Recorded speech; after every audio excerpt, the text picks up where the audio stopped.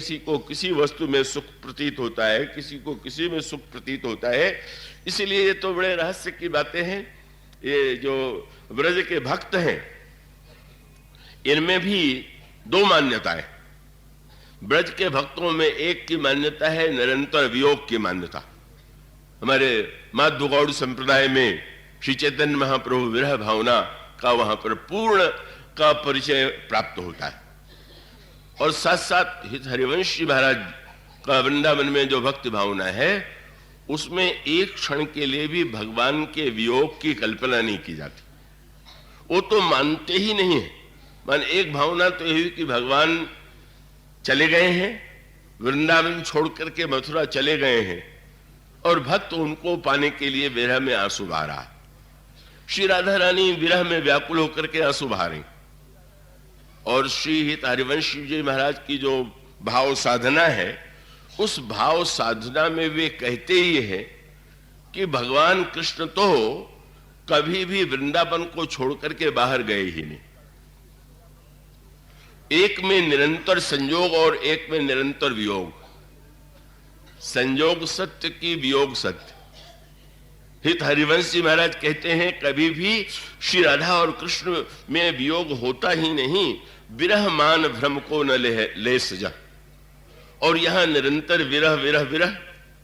और उसका सत्य अर्थ क्या हुआ कि भगवान और श्री राधा रानी तो अभिन्न है न।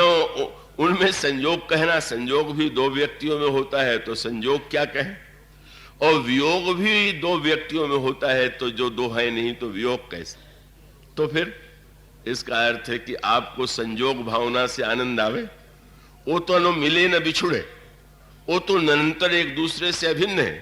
अब ये तो आपके सुख लेने की पद्धति है कि आप रो करके आनंदित होते हैं कि आप का हंस करके आनंदित होते हैं। वस्तुतः आनंद को छोड़ करके, सुख को छोड़ करके व्यक्ति की कोई अभिलाषा नहीं हो सकती। इसी बात को रामायण में यूं समझाया गया ना कि वो विपदा संत न शाश्वत की तरह लगता है। सुग्रीव ने भी इसी प्रकार का अर्थ ले लिया होगा। तो भगवान राम की जब सुग्रीव से मित्रता हुई और भगवान राम ने कहा कि तुम मित्र निश्चिंत हो जाओ, सखा सोच त्यागहु बल मोरे, सब विधि घटब काज में तोरे, और सुन सुग्रीव में मारी हो बाली एक ही बाण, ब्रह्म रुद्र शरणागतहु गए न उबरी प्राण। एक बाण से मैं बाली का वध करूंगा और वो ब्रह्मा शंकर की शरण में जाए तो भी उसकी रक्षा नहीं हो सकती। और तब अद्भुत बात हो गई। भगवान के प्रतिज्ञा के बाद सुग्रीव कहने लगे कि महाराज जी मेरे विचार तो बदल गए। क्या? बोले अब मेरा मन जो है वो पूरी तरह से एकदम निष्काम हो गया है। और तब उन्होंने वही कहा जो बहुधा लोग समझ लेते हैं। उनका सुख का खंडन किया। बोले सुख संपत्ति परिवार बड़ाई, सब परिहर करिहो शोकाई। महाराज सुख छोड़ करके, संपत्ति छोड़ करके, भगवान तो योजना बना रहे परिवार से मिलाने का।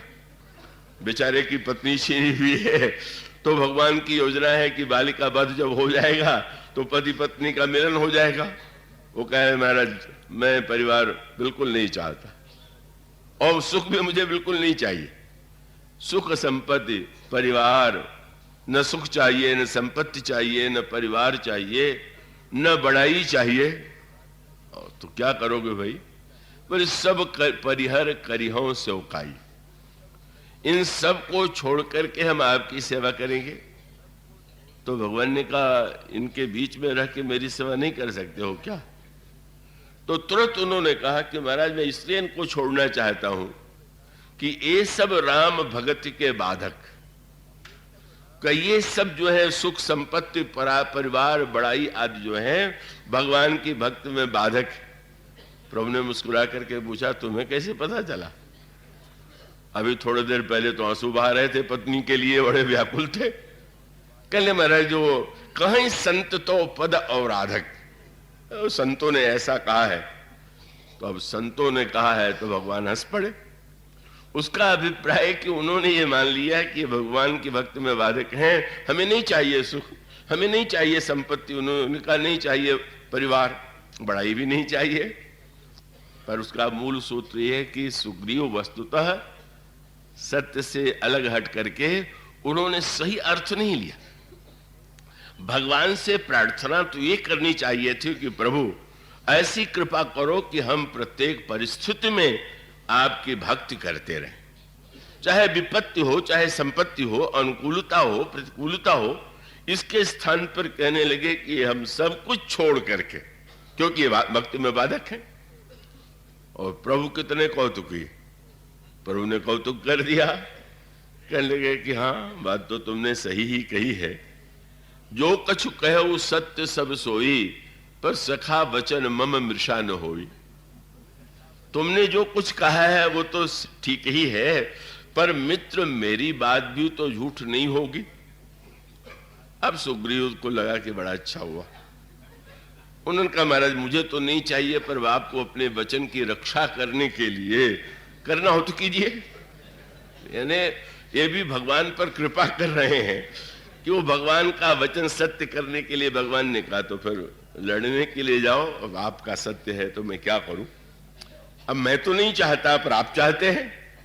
भगवान हो गए सकाम, सुग्रीव हो गया निष्काम, और भगवान से कहने लगा कि अब ठीक है, अब आप कह रहे हैं तो मैं जाकर के चुनौती देता हूं। और तब कौतुकी प्रभु ने क्या किया, सुग्रीव गए, जो चुनौती के स्वर में बाली को पुकारा और बाली लड़ने के लिए आया, और उसने जो एक मुक्के का प्रहार किया, मुष्टि प्रहार वज्र समय लागा, कौन लड़े, तब सुग्रीव विकल होई भागा। एक मुक्के में ही सारा वैराग्य समाप्त, सारा ज्ञान दूर चला गया। और भगवान राम के पास आकर के भगवान को उलाहना देने लगे, कहले महाराज आपने तो कहा था कि मैं बाली का एक ही बाण से वध करूंगा। तो प्रभु ने कहा कि मैं पहचान तो पाऊं कि कौन बाली है कौन सुग्रीव है, तब न मैं मारूं तुम्हें, तो तब न बाली को मारूं और तुम्हें बचाऊं। और भगवान का संकेत था कि अब तुम स्वयं कहते हो, एक वाक्य बाली के प्रसंग में और कह दिया था। बोले महाराज मैं तो अब समझने लगा हूं कि बाली परम हित, बाली तो मेरा बहुत बड़ा हितैषी, क्योंकि उसी की कृपा से तो आप मिले। वाक्य तो सब शास्त्रों में ऐसे मिल ही जाते, पर भगवान ने कहा कि मानो संकेत ये है कि तुम अगर उसको अपना हितैषी मानते हो तो मैं उसे अपना शत्रु मानूं क्या। तो तुरंत उन्होंने कहा कि महाराज मैंने जो कहा था बिल्कुल सही नहीं था। क्या सही है, बोले मैं जो कहा रघुवीर कृपाला, बंधु न हो मोर यह काला। ये मेरा बंधु नहीं है तो मेरा काल। प्रभु मानो समझ गए कि केवल शाब्दिक त्याग और वैराग्य की बातें करना बहुत सरल, मनमाना अर्थ वो मानो संकेत भी यही था कि तुम वस्तुतः भगवान सूत्र देते हैं नहीं, तुम संपत्ति और राज्य ले लो, पत्नी के साथ निवास करो, बस इतना केवल तुम्हें ध्यान रखना है कि सीता जी का पता लगाना है। मूल सूत्र वही हुआ कि सब कुछ करते हुए सीता जी को पाना है, ये नहीं भूलना। सीता जी माने मूर्तिमती भक्ति। इसका अभिप्राय यह है कि इन वस्तुओं को पाकर के अगर तुम्हारे निरंतर में का भक्ति देवी की स्मृति बनी रहे, जीवन का ये लक्ष्य बना रहे कि हमें भक्ति देवी को पाना है, तो इन वस्तुओं की सार्थकता है। और इन वस्तुओं को पा करके अगर तुम विस्मृत हो जाते हो तो इससे बढ़कर के तुम्हारे लिए दुर्भाग्य कोई नहीं। और इसका स्पष्ट अर्थ, ये तो आवश्यक नहीं कि प्रत्येक व्यक्ति को विपत्ति में भगवान की ही याद आती हो, विपत्ति में भगवान की ही भक्ति होती हो। ऐसा यदि होता तो यही मान लिया जाता कि विपत्ति ही सर्वश्रेष्ठ वस्तु है। विपत्ति में भी भूलने वाले हैं, संपत्ति में भी भूलने वाले हैं। ये मनुष्य की भिन्न भिन्न प्रकार की प्रकृति होती है, किंतु उसका मूल तात्पर्य यह है कि मनुष्य के जीवन में जो सुख पाने की अभिलाषा है, उस अभिलाषा के लिए वो क्रमशः आगे बढ़ता है। विषयों के द्वारा, वस्तुओं के द्वारा, व्यक्तियों के द्वारा वो सुख पाने की चेष्टा करता है, लेकिन स्पष्ट दिखाई देता है कि यह सुख जो होता है वो दुख और शोक को लेकर के ही आता है। ये सर्वत्र अनेक अनेक प्रसंगों में रामायण में बड़ी गंभीर रूप से प्रस्तुत किया गया। जब ये संकेत किया गया कि मेघनाद जब युद्ध करता है तो मेघनाद ऐसा बाण चलाता है जिसमें एक साथ जल और अग्नि दोनों ही निकल पड़ते हैं। आपने पढ़ा होगा मेघनाद के युद्ध में, रथ चढ़ी बरसई विपुल अंगारा, महिते प्रगट होई जलधारा। मेघनाद जब बाण चलाता है तो आकाश से आग बरसने लगती है और पृथ्वी से जल की धारा बहने लगती है। इसका तात्पर्य क्या है? ये जादूगरी की बात नहीं, इसका तात्पर्य है मेघनाद मूर्तिमान काम है, और काम जब आक्रमण करता है तो एक साथ जल और अग्नि दोनों। अब ये जल और अग्नि, इसको आप व्यापक अर्थों में लीजिए तो उसका अभिप्राय यह है कि एक और जल और एक और अग्नि, चाहे व्यक्ति जल में डूब के मरे तो भी मरना है और अग्नि में जल के मरे तो भी मरना है। अब इतना अंतर तो कर ही सकता है कि भाई आग में जलते समय शुरू में ही कष्ट हो जाएगा, शायद जल की ठंडेपन से, लेकिन मृत्यु तो अनिवार्य है। और उसका अभिप्राय यह है मेघनाद के रूप में जब काम आक्रमण करता है तो एक और राग का जल और दूसरी ओर द्वेष का की अग्नि, दोनों एक साथ मनुष्य के जीवन में, दोनों ही व्यक्ति को, चाहे वो राग में डूब के मरे चाहे वो द्वेष में जल के मरे, उसका विनाश हो संभावित। इसलिए जब मनुष्य इन सुखों को प्राप्त करने का प्रयत्न करता हुआ ऐसा उसको लगने लगे जैसा कि महाराज मनु के जीवन में हुआ, उन्होंने समस्त विषयों को प्रायः उन वस्तुओं को भोगा और पाने और भोगने के बाद भी उनको ऐसा लगा कि नहीं, अभी जो वस्तुएं मिले हैं, वो जो विषय मिला है, वो जो सुख मिला है, का वो तो परिपूर्ण सुख नहीं। और यही सुख की खोज जो है, प्रारंभ में यहां पर दुख का उदय होता है। मैं आशा करता हूं आप मनोरंजन की आशा नहीं रखेंगे मुझसे, पर आप एकाग्र रहेंगे तो उसका आनंद ले सकेंगे कि मनु के जीवन में वृद्धावस्था में दुख का उदय हुआ, ऐसा गोस्वामी जी कहते हैं। तो दुख जो है माना जाता है शास्त्रीय दृष्टि से कि दुख जो है पाप का परिणाम है और सुख जो है वो धर्म का परिणाम है।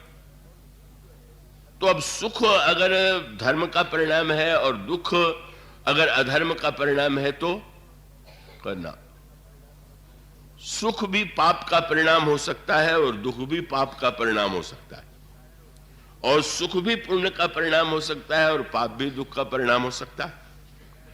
बड़ा मीठा प्रसंग आता है, भगवान श्री राम जब वन यात्रा में जा रहे हैं तो शिंशुपा वृक्ष के नीचे आपने रात्रि को विश्राम किया। कुछ ने शैया बिछा दिया, कुछ की शैया निषाद ने बिछा दिया। भगवान राम और श्री सीता जी उस पर शयन कर रहे हैं, और जब इस दृश्य को देखा निषाद ने तो आंखों में आंसू आ गए। स्मरण आया कि अयोध्या के राजमहल में दिव्य सैया पर सोने वाले, सुकुमार पलंग गद्दे पर सोने वाले आज कुश के पत्ते पर, कुश के कांटक में सो रहे हैं। और तब उनका ध्यान कैकेयी जी की ओर गया और यही कहा कि कैकेयी नंदन मंद मति कठिन कुटिलपन कीन, जय रघुनंदन जानकी सुख अवसर दुख दीन। ये कैकेयी नंदिनी जो है कौ महान खल है, कुटिलमति है, जिसने श्री राघवेंद्र को सुख के अवसर पर, प्रश्न वही है, सुख अवसर दुख दीन। श्री राम के लिए तो ये सुख का, और सुख राजमहल में है, सुख कोमल सैया में है, सुख को छोड़ करके दुख दे दिया। निषाद को ये आशा थी कि लक्ष्मण जी कहेंगे और कैकेयी जी की निंदा में और भी 10-20 शब्द कह देंगे। तुम्हें तो दूर से पता है, मैं तो पहले से जानता हूं कि कितना कुटिल स्वभाव। पर लक्ष्मण जी ने तो उल्टी बात कह दिया। लक्ष्मण जी ने कह दिया कि नहीं नहीं, कैकेयी जी का नाम लेने से क्या लाभ है, कौन काहु दुख सुख कर दाता, निज कृत कर्म भोग सब व्राता। कोई किसी को सुख दुख देने वाला नहीं है, सब अपने ही कर्मों का परिणाम भोगते हैं। अब तो निषाद के आश्चर्य की सीमा नहीं। तो क्या इसका अर्थ है कि श्री राम भद्र ने कोई पाप किया होगा इसीलिए दुख भोग रहे हैं? जब आप कह रहे हैं व्यक्ति अपने ही कर्मों का परिणाम भोगता है, सुख दुख कोई देने वाला नहीं है, तो श्री राम जो दुख पा रहे हैं क्या उनके किसी कर्म का परिणाम क्या है? लक्ष्मण जी ने मुस्कुरा करके देखा, कहने ले वो जो सो रहे हैं दुख उनको हो रहा है कि दुख तुम्हें हो रहा? बस मूल प्रश्न तो यही है। तुम्हारी ये परिभाषा है कि पलंग में सुख है, और श्री राम को सैया पर सोए देख करके तुम लोगों को तुमने मान लिया कि दुख है। और कितने आनंद की नींद ले रहे हैं, कहीं दुख दिखाई दे रहा है क्या? इसका अभिप्राय है कि दुख उनके, बस सूत्र उन्होंने दे दिया, दुख केवल वस्तु में नहीं होता है, दुख केवल घटनाओं में नहीं होता है, दुख और सुख की अनुभूति व्यक्ति के मन में होती। बस ये सूत्र है का उसी परिस्थिति में एक व्यक्ति दुखी हो जाता है, उसी परिस्थिति में एक व्यक्ति सुखी हो जाता है। वह सूत्र देकर के फिर वो उसका एक विस्तृत समाधान देते हैं। पर एक बड़े महत्व का सूत्र है, सुख या दुख जब जीवन में आवे तो उसे पाप और परिणाम का, पाप का परिणाम माने कि पुण्य का? उसका एक ही उत्तर है कि जिस सुख में भगवान भूल जाए वह पाप का परिणाम, बस सूत्र ये। और जिस दुख में भगवान भूल जाए वो भी पाप का परिणाम। पर जिस दुख में भगवान की स्मृति आ जाए, चाहे जिस सुख में भगवान की स्मृति आ जाए, वही सबसे बड़ा पुण्य का फल है। इसलिए यहां पर बड़ा सुंदर संकेत है। इतने महान धार्मिक राजा जो कहते हैं कि धर्म के द्वारा ही सुख प्राप्त हो रहा है, वो दुखी हो गए। पर यह दुख कितना बड़ा श्रेष्ठ है, यह दुख किस दिशा में उन्हें प्रेरित करता है, और वो दुख वस्तुतः कितने बड़े सुख का हेतु बनता। ये जो दुख से प्रारंभ हुई यात्रा, वही यात्रा शत्रुपा जी की उस याचना में जहां पर वो सुख की याचना करती। और वो दुख काहे का था? वृद्धावस्था में दुख उत्पन्न हुआ। इसका तात्पर्य क्या है? जैसे कोई दिन भर दुकान चलाने के बाद, व्यापार करने के बाद लेखा जोखा तो वो शाम को मिलाता है या साल भर में मिलाता है। तो ये वृद्धावस्था क्या है? जीवन ने, व्यक्ति ने युवावस्था में इतने कर्म किए, सारे अनुभव उसके जीवन में आ गए। अब लेखा जोखा तो शाम को होगा कि घाटे का सौदा रहा कि लाभ का रहा। कि दिन भर कोई भी दिन भर बिक्री करे और रात को लगे कि अरे तो जितने का माल था वो सस्ते में चला गया, तो बेचारे का दिन भर का परिश्रम तो किसी उद्देश्य की पूर्ति करने वाला नहीं रहा। तो ये जो वृद्धावस्था है, ये मानव संकेत किया गया। व्यक्ति जिन वस्तुओं में दुख मानता है उसमें एक दुख मानता है वृद्धावस्था का दुख। मनुष्य के जीवन में दृष्ट्वा व्याधि जरा विपत्ति मरणम त्रासस्य नोत्पद्यते, मनुष्य के जीवन में जब रोग उत्पन्न होता है तब उसको महान दुख होता है। और वृद्धावस्था आ जाने की तो बात क्या है, वृद्धावस्था की कल्पना से ही व्यक्ति जो है दुखी हो जाता है। और वृद्धावस्था आ जाए तो व्यक्ति को ऐसा लगता है कि बहुत बड़ा दुख आ गया, संकट आ गया। व्यक्ति बड़ा निराश हो जाता है, हताश हो जाता है, तो उसको लोगों के प्रति बड़ा उलाहना उत्पन्न हो जाता है कि परिवार वाले भी अब ध्यान नहीं देते, समाज में भी उपेक्षा हो रही है। यह सारी वृत्ति व्यक्ति के मन में आती है। किंतु क्या यह वृद्धावस्था अभिशाप है क्या? कई दृष्टियों से अभिशाप प्रतीत होता ही है। का व्यक्ति कभी कभी वृद्धावस्था को किस दृष्टि से देखता है, इसका परिचय जो है वो काव्य में अनेक अनेक प्रसंगों में मिलता है। केशवदास का वह प्रसिद्ध दोहा आपने सुना होगा कि जब वो थोड़ा सा युवावस्था की आगे की ओर चले, तो थोड़े बाल श्वेत होने लगे तो कोई युवती मिली और उन्होंने केशवदास जी को देख करके कहा, बाबा प्रणाम। बड़ा सम्मान दिया, प्रणाम किया, का उन्होंने आशीर्वाद दिया पर बड़े मरे मरे मन स्वर में। और उसके बाद जब आए तो इतने दुखी हुए और उन्होंने सबसे रोष प्रकट किया अपने बालों के ऊपर। उन्होंने कहा, शत्रुओं ने तो मुझे कष्ट दिया होगा पर ये बाल तुमने जितना कष्ट दिया उतना तो किसी शत्रु ने भी नहीं दिया। क्या कष्ट दे दिया बाल ने आपको? बोले केशव केसनी असि करी जस अरिहू न कराए, चंद्र बदन मृगलोचनी बाबा कही कही जाए। अब सुंदरियां युवतियां हमको बाबा कह रही हैं। कैसी विडंबना है व्यक्ति के जीवन में। शब्द भी असह्य लग रहा है, कितना भी सम्मान का शब्द है, पर वो व्यक्ति को प्रिय नहीं। ये मानव स्वभाव, मानव प्रवृत्ति है।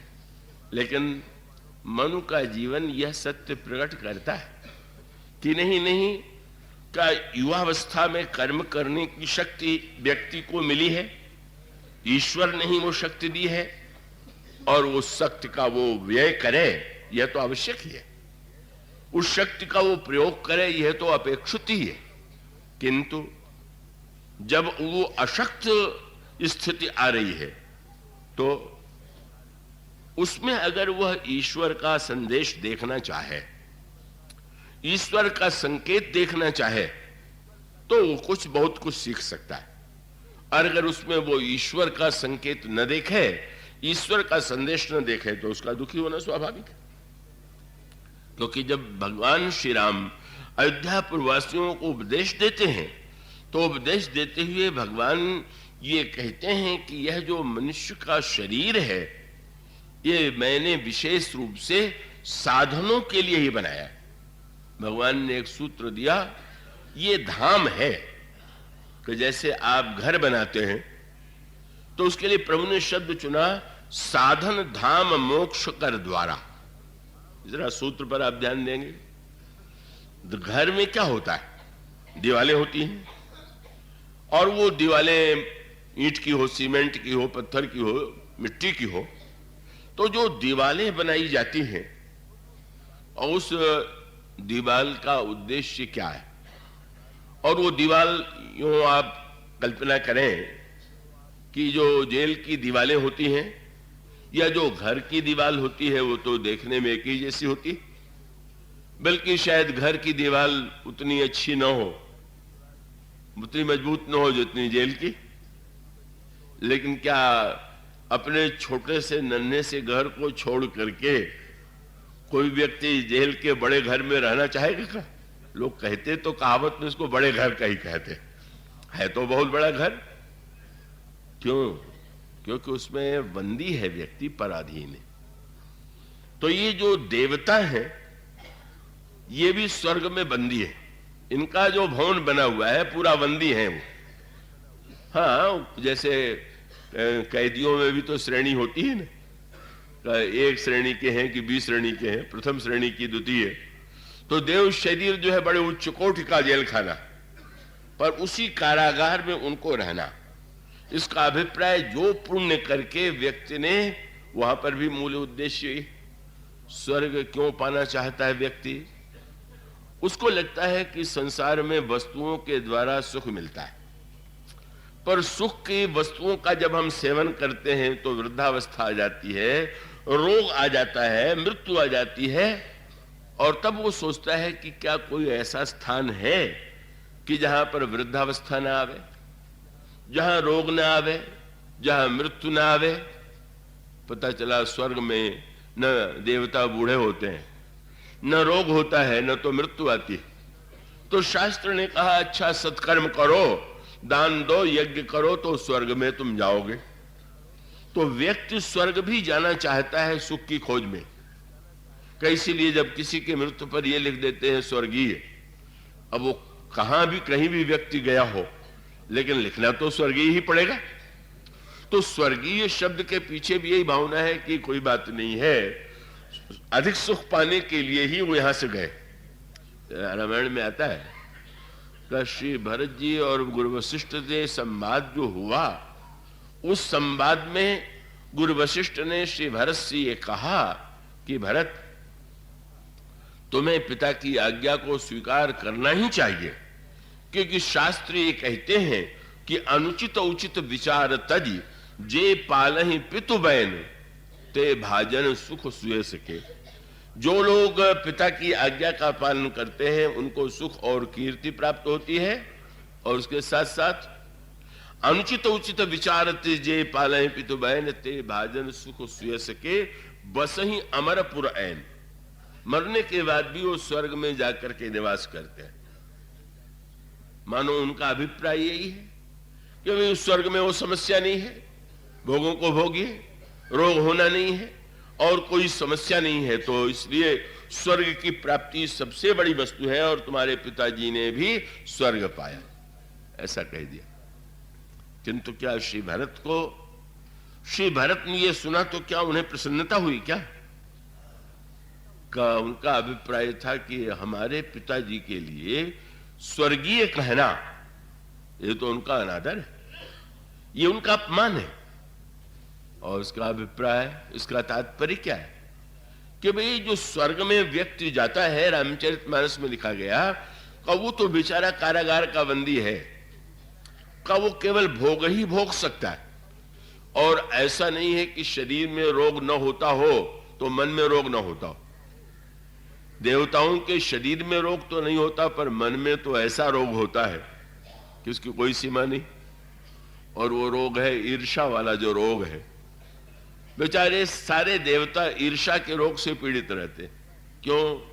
संसार में मनुष्यों में भी ईर्ष्या होती है और देवताओं में भी ईर्ष्या है, पर एक अंतर है, आप में ईर्ष्या हो तो आप जिस जैसे ईर्ष्या हुई है आप और पुरुषार्थ करके उससे आगे बढ़ जाइए।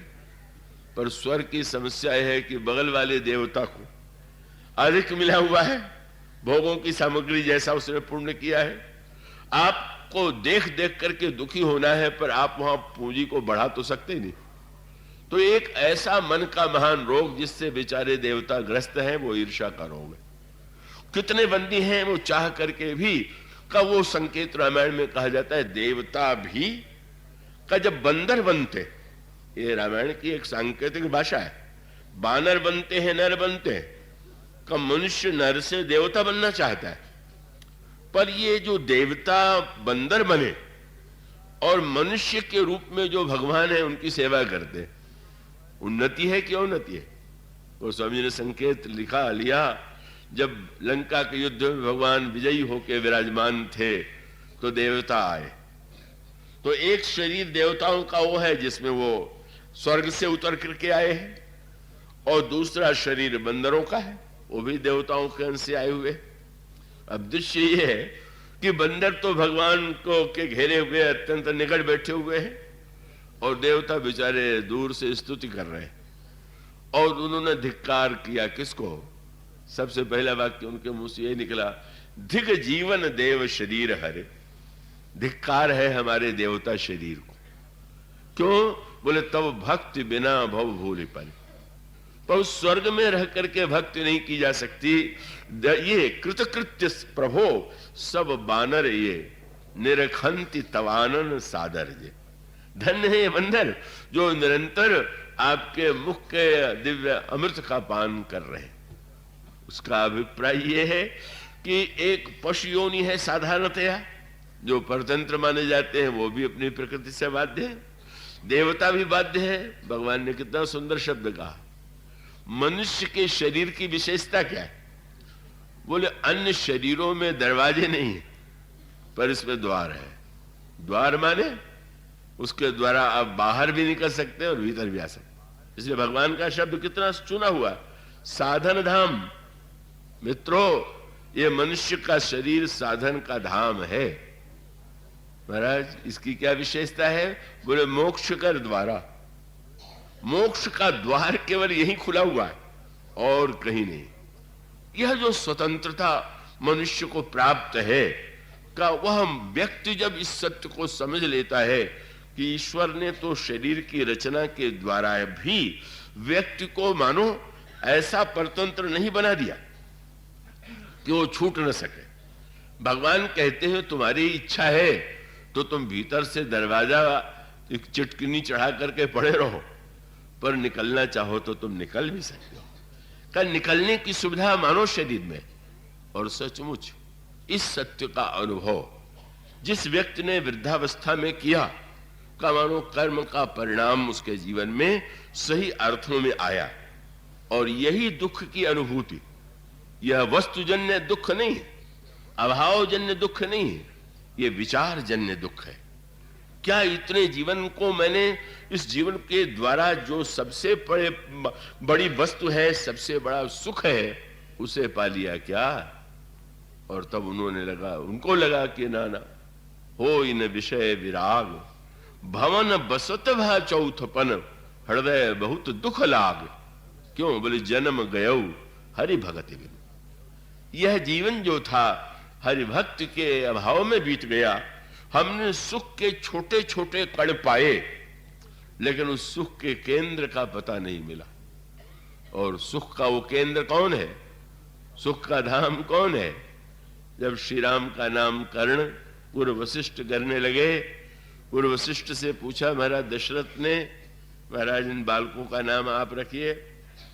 तो उन्होंने यही कहा कि बस इतना ही कह सकता हूं कि इनके नाम अनेक अनुपा, मैं नृप कहा स्वमति अनुरूपा।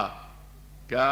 उन्होंने कहा ये जो आनंद सिंधु सुख राशि, सी करते त्रैलोक्य सुपासी, सो सुख धाम राम असनामा, अखिल लोकदायक विश्रामा। सुख का जो घनीभूत रूप है, जो सुख का समुद्र है, जो सुख का धाम है।